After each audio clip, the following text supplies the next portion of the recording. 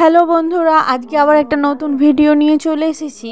ইলিশ মাছ আর মাছের রাজা রুই হলেও ইলিশ মাছের কিন্তু স্বাদের ইলিশ মাছের কাছে থাকা কিন্তু খুব মুশকিল।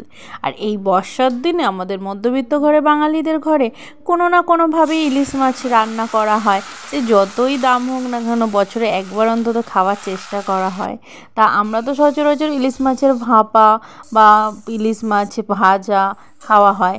মা ইলিশ মাছটা মানে কাঁচাই রান্না করে, তারই ভিডিওটা আমি আপলোড করছি। প্রথমে একটু কড়ায় তেল দিয়ে তার মধ্যে পোস্ত আর সর্ষে যেটা বেটে রেখেছিল ওটা দিয়ে দিল, স্বাদ মতো নুন আর লঙ্কা দিয়ে দিল। তার মধ্যে এইবার জলটা অ্যাড করে নিয়েই কাঁচা ইলিশ মাছগুলো একটা একটা করে দিয়ে দেওয়া হয়েছে। আমি যদিও বা ইলিশ মাছ খেতে খুব ভালোবাসি, কিন্তু কাটার জন্য তেমন খেয়ে উঠতে পারি না। ওই চাকার দিকটা ওইটা একটুখানি খেলে খাই, তাছাড়া আমি খেতে পারি না কাটার জন্য। যখনই ইলিশ মাছ খেতে যাই তখনই গলায় কাটা আটকে যায়।